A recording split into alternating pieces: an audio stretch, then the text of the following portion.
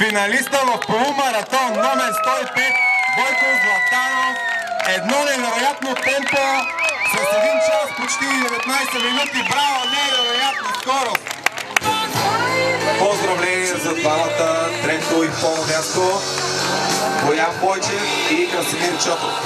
И сега, драги зрители, Бойко Златанов, който е номер 1 на полумаратон с 1 час, 19 минути и 39 секунди. Едно страхотно време, страхотно постижение. Браво! Браво!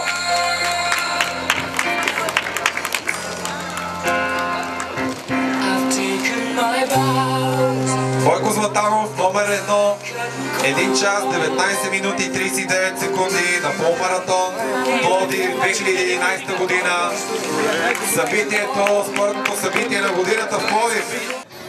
Награждаване на полумаратон с участници над 50 години. Категория над 50 години. Трето място с номер 130 Трендафил Минев, 1 час 55 минути и 56 секунди. Второ място с номер 114 Таню Пачов с 1 час 55 минути и 53 секунди. Само 3 секунди по-малко. И първо място с номер 108 Емил Апостолов, 1 час 53 минути и 43 секунди. Поздравления! Това е награждаване. Полумаратон, жени под 50 години. Видат Молатинова с 118, номер 118, 2 часа, 7 минути и 46 секунди. Браво! Второ място с номер 107 е Борислава Видева с 2 часа, 6 минути и 15 секунди. Поздравления за Борислава Видева!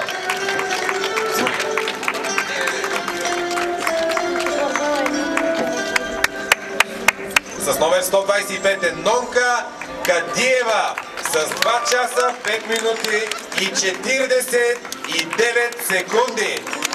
Нонка има страхотно време. 1 минута пред второ място, което не е малко за такава дистанция. Браво! Нонка Кадиева, номер 125.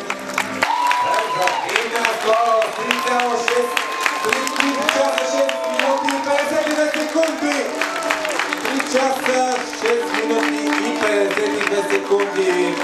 Номер 5 Димитър Давидов. Това е първият човек, който финишира дистанцията от 42 км 125 метра. Руско Кадиев. Трето място, маратон, 3 часа, 24 минути и 49 секунди. Браво, Руско!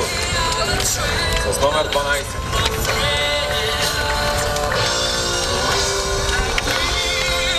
Много успехи и до година по-добро представяне.